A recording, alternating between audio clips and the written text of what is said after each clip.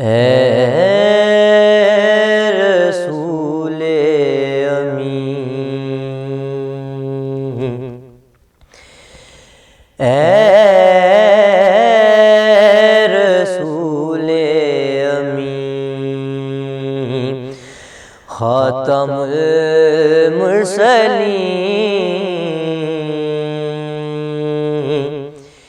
اے رسول امین،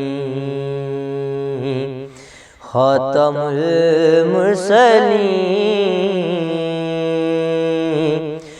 تجھ سا کوئی نہیں،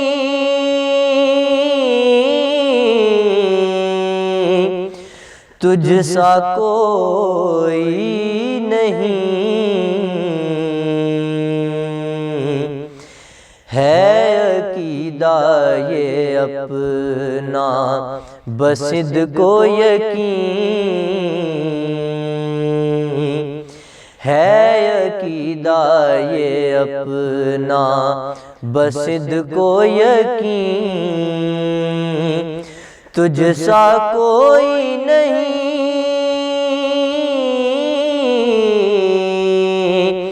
تجھ سا کوئی نہیں، اے رسول امین، دست قدرت نے ایسا بنایا تجھے،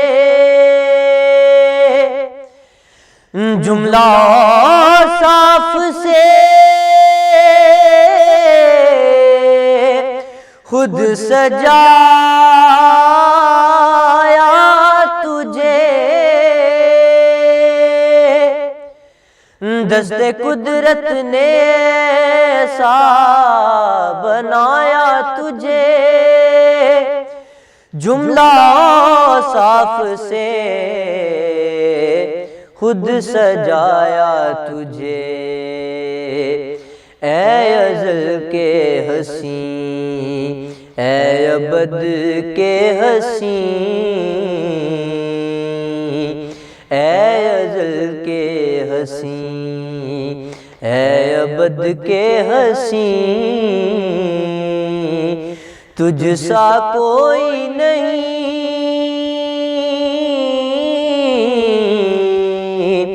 تجھ سا کوئی نہیں، اے رسول امین، اور تیرا سکہ رواں کل جہاں میں ہوا، اس زمین میں ہوا،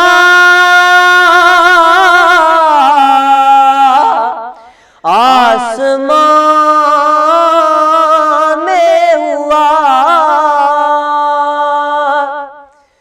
تیرا سکہ رواں کل جہاں میں ہوا، اس زمین میں ہوا، آسمان میں ہوا، کیا رب کیا جم، کیا رب کیا جم، سب ہے زیر نگین، تجھ سا کوئی نہیں،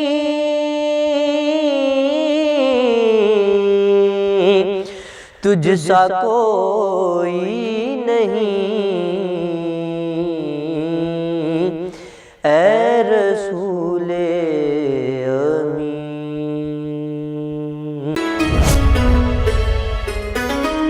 الحمدللہ رب العالمین، والصلاة والسلام علی سید المرسلین وعلی آلہ وصحابہ اجمعین۔ حق نیوز کی خصوصی نشریات جمال رمضان کے خصوصی سیگمنٹ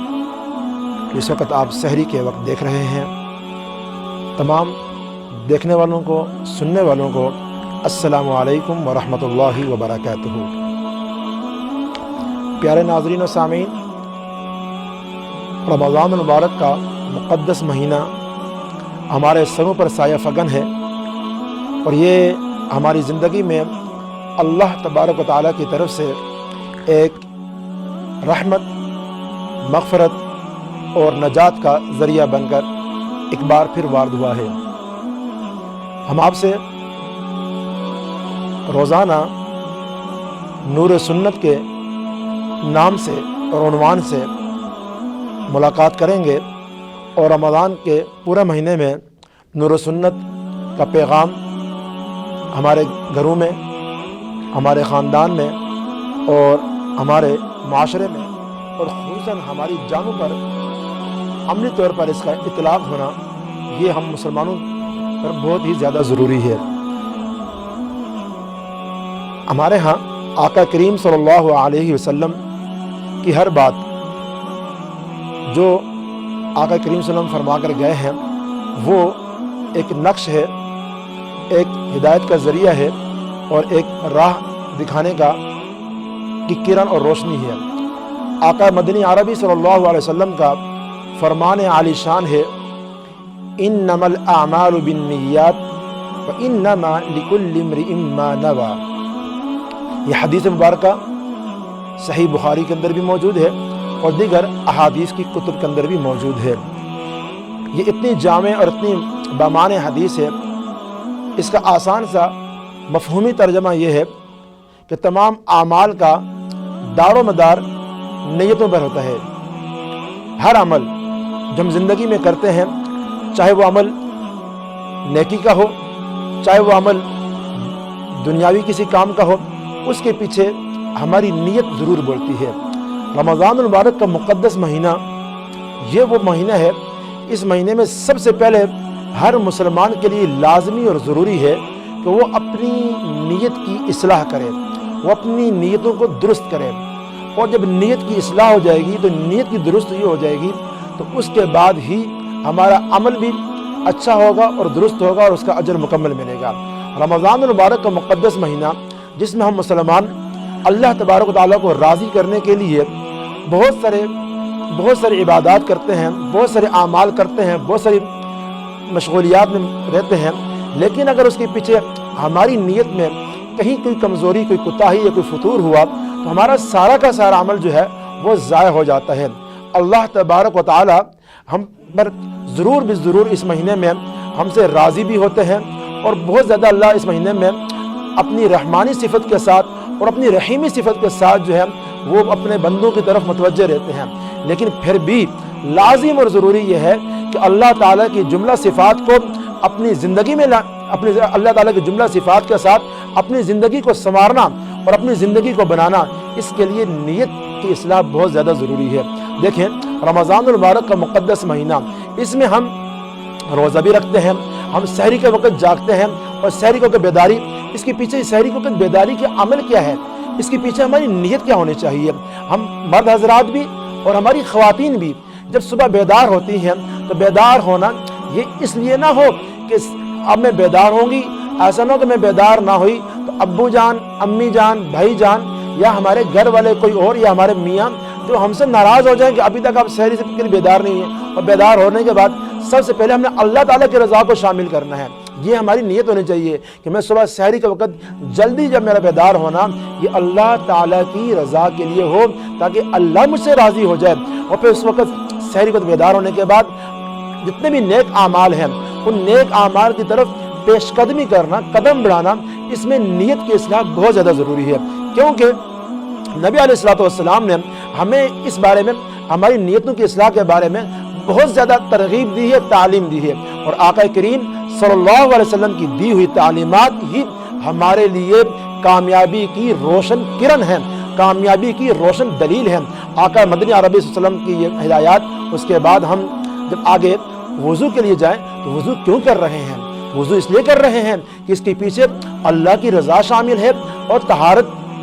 کا ہونا شامل ہے۔ اور طہارت کیوں کر رہے ہیں؟ اس لیے کر رہے ہیں کہ اللہ کی عبادت کرنی ہے، نماز پڑھنی ہے، تہجد کی نماز پڑھنی ہے۔ اور تہجد کی نماز کیوں پڑھ رہے ہیں؟ اس لیے نہیں کہ کوئی مجھے یہ سمجھ لے کہ میں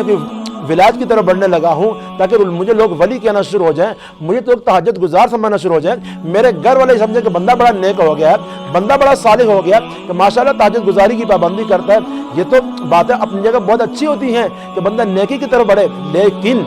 اللہ تبارک و تعالیٰ کی رضا میں یہ بات ضروری شامل ہے کہ ہم جب تہجد کے لیے اٹھیں اس کے لیے بھی ہماری نیت ہونا ضروری ہے. جب ہماری نیت درست ہوگی، اللہ کی رضا ہوگی، اللہ کے لیے ہوگی، تو اس کے بعد یہ تہجد بھی ہمارے لیے نور بنے گا، روشنی بنے گی، اور ہمارے لیے واقعتاً اور حقیقتاً جو اس کے فوائد ہیں، جو اس کے ثمرات ہیں، جو اس کی برکات ہیں، وہ ہمیں ضرور ملیں گی. اور اس کے بعد اگر ہم سحری کی طرف بڑھتے ہیں تو سحری کی طرف بڑھنا بھی یہ اللہ تبارک و تعالیٰ کی طرف سے یہ جو وقت ہے یہ مبارک وقت ہے. اور اس مبارک وقت میں آنکھ کھولنا، بیدار ہونا اور صحیح پورے اہتمام کے ساتھ پورے اس محتم بشان انداز میں جو ہے سحری کرنا یہ سنت رسول ہے. آقا کریم صلی اللہ علیہ وسلم کا فرمان ہے کہ آپ سحری کرو، اگرچہ کھجور کا دانہ ہی کیوں نہ استعمال کرو. تو اس لحاظ سے ہمیں سمجھنا چاہیے کہ سحری کرنا سنت ہے. تو ہماری نیت میں سحری اس لیے نہ ہو کہ ایسا نہ ہو کہ میں کچھ کھا نہ سکوں، کچھ پی نہ سکوں، تو پورے دن میں میرے لیے روزہ رکھنا مشکل ہو اور پھر مجھے پیاس بھی لگے گی، مجھے بھوک بھی لگے گی، چلو کھا پی لیتا ہوں. نہیں، میرے پیارے عربی صلی اللہ علیہ وسلم نے ہمیں سحری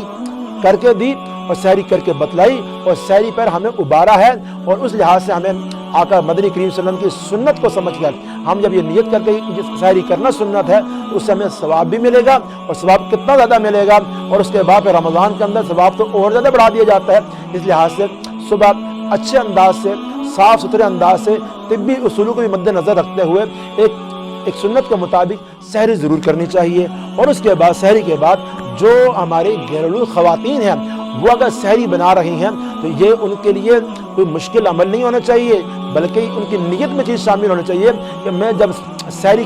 بنا رہی ہوں تو یہ سحری جو ہے اس میں سبھی کے لیے فوائد ہیں اور سبھی کا روزہ آسان ہو رہا ہے اور ذریعہ اللہ تبارک و تعالیٰ مجھے بنا رہا ہے. اور میری نیت میں یہ بات شامل ہونا چاہیے کہ میں سحری اگر نہ بناؤں تو ابو جان ڈانٹیں گے،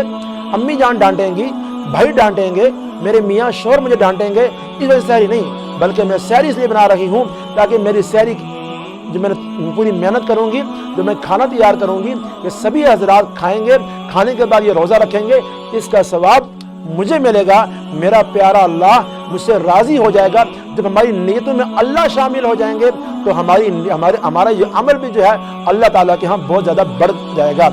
تو اس لحاظ سے نیت میں درستی، سحری بنانا بھی، سحری کرنا بھی. اور اس کے بعد ایسا نہیں ہے کہ ہم لوگ کمزوری یہ کوتاہی یہ کر دیتے ہیں کہ سحری کی اور سحری کے بعد اتنا زیادہ کھا لیا کہ ہمارے جسم پر وہ کھانا بوجھ بن جاتا ہے، ہمارے معدے پر بوجھ بن جاتا ہے. اور وہ بوجھ جو ہے وہ ہمارے اندر کمزوری لاتا ہے. وہ کمزوری اس طرح کی نہیں ہوتی کہ جسمانی کمزوری، بلکہ وہ کمزوری اس طرح کی ہوتی ہے کہ ہم تھوڑا سا غفلت کی طرف چلے جاتے ہیں، ہمارے اندر سستی آنا شروع ہو جاتی ہے، ہم تھوڑی سی کثرت کی طرف جا رہے ہوتے ہیں. اس وقت یہ ہوتا ہے کہ پھر نیند کا غلبہ شامل ہو جاتا ہے. اور تہجد کی نماز سنت عمل تھا، سحری کرنا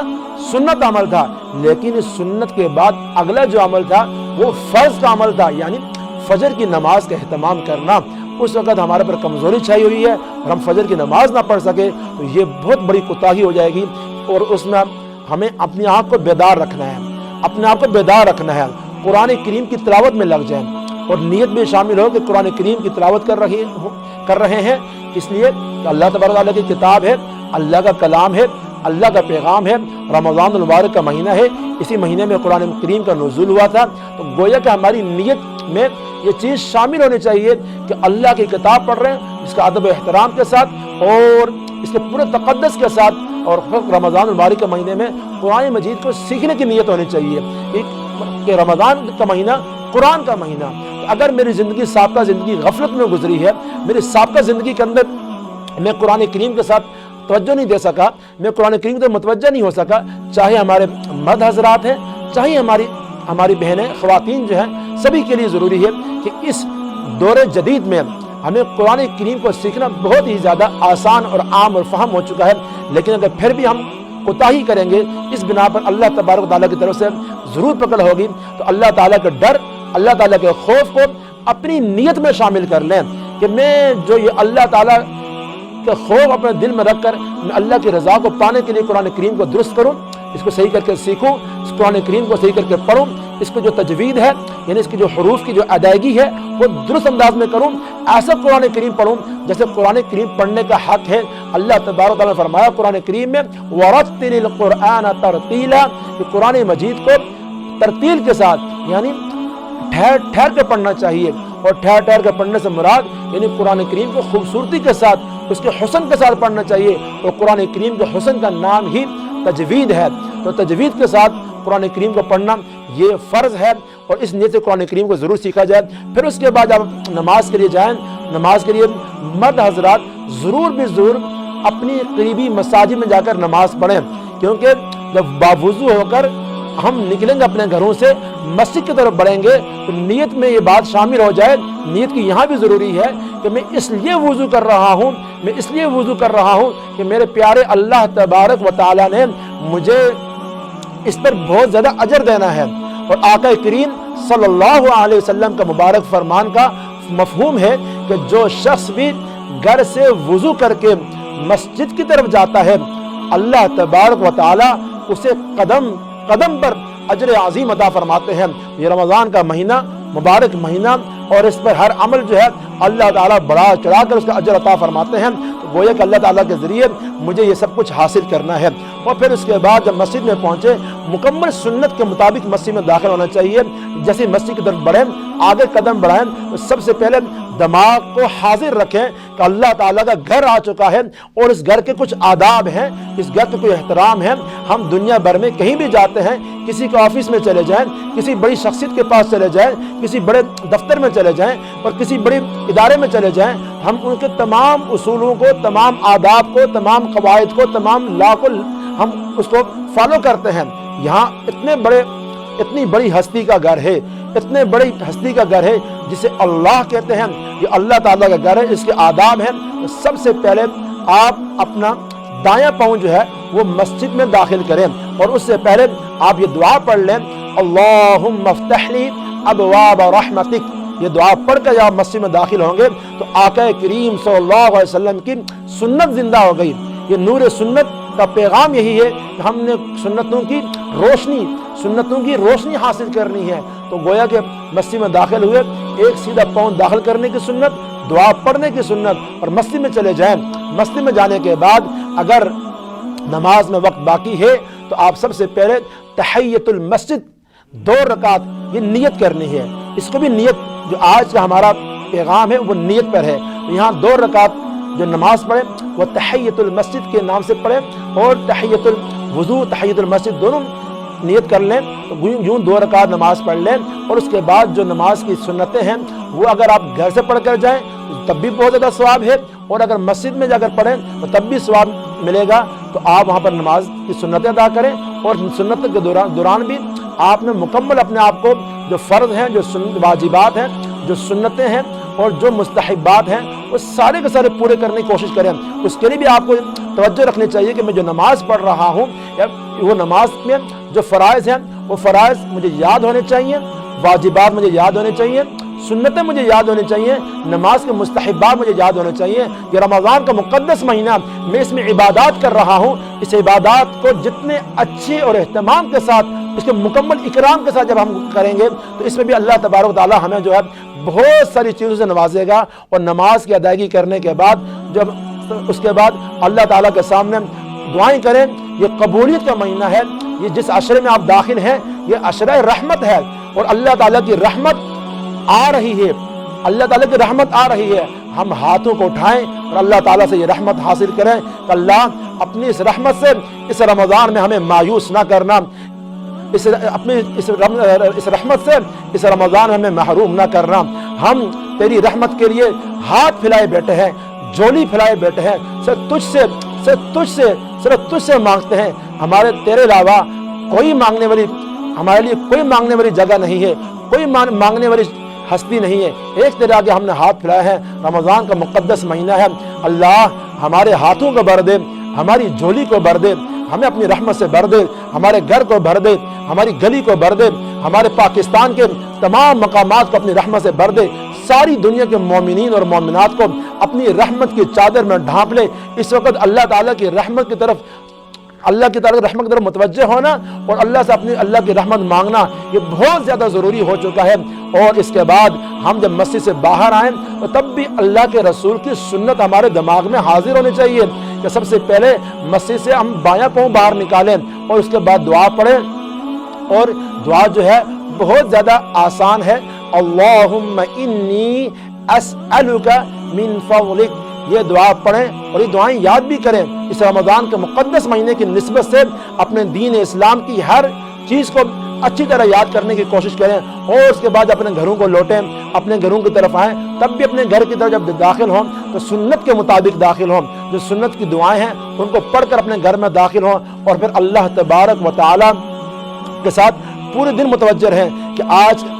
میں نے جھوٹ نہیں بولنا۔ کیوں نہیں بولنا؟ ایسے نہیں کہ کوئی یہ کہے کہ آپ نے جھوٹ چھوڑ دی، یہ صفت بہت اچھی ہے، لیکن اس لیے نہیں بولنا کہ میرا اللہ نے مجھے منع کیا ہے، میرے رسول اللہ صلی اللہ علیہ وسلم نے مجھے منع کیا ہے، میں نے گالی نہیں دینی، میں نے غلط بات نہیں کرنی، میں نے کوئی فحشہ بات نہیں کرنی، میں نے کوئی کس بیانی نہیں کرنی، میں نے کوئی غیبت نہیں کرنی، میں نے کوئی چغلی نہیں کرنی، میں نے کسی کے ساتھ بہتان کسی پر بہتان نہیں لگانی، کسی کی طرف جو ہے ایسی کوئی تہمت نہیں لگانی، میں نے دن بھر کے جتنے بھی میرے اعمال ہیں وہ اللہ کے حکموں کے مطابق اور رسول اللہ صلی اللہ علیہ وسلم کی تعلیمات کے مطابق ہوں گے۔ اور یوں کیونکہ آج میں رمضان میں داخل ہو چکا ہوں، میرا روزہ ہے، مجھے کوئی ڈانٹ رہا ہے، مجھے کوئی غصہ دلا رہا ہے، میرا بلڈ پریشر ہائی ہو رہا ہے، یا میرے ساتھ کوئی بھی ایسا معاملہ ہو رہا ہے، لیکن میرے جذبات، میرے اندر کی جو نفسانی خواہشات مجھے کسی بھی غلط چیز پر ابھار رہی ہیں، لیکن میرا اللہ مجھے دیکھ رہا ہے، میرا اللہ مجھے سن رہا ہے، میری زبان سے جو کچھ نکل رہا ہے اللہ سن رہا ہے۔ جب ہر وقت ہمارے دماغ پر، ہمارے دل پر، ہمارے جسم پر اللہ تعالیٰ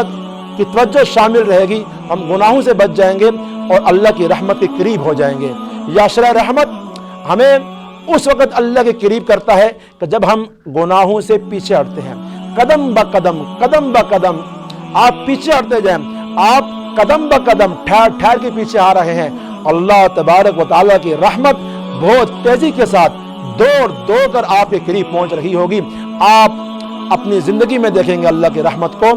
آپ اپنے جسم میں دیکھیں گے اللہ کی رحمت کو، آپ اپنی اولاد میں دیکھیں گے اللہ کی رحمت کو، آپ اپنے خاندان میں دیکھیں گے اللہ کی رحمت کو، اور آپ اس پورے ملک پاکستان میں دیکھیں گے اللہ کی رحمت کو۔ انہی باتوں پر آج کا ہمارا یہ خصوصی سیگمنٹ جو ہے مکمل ہوا، اور ہم آئندہ صبح کے لیے آپ سے اجازت چاہتے ہیں۔ والسلام علیکم ورحمۃ اللہ وبرکاتہ۔ لا الہ الا اللہ محمد رسول اللہ، لا الہ الا اللہ محمد حبیب اللہ۔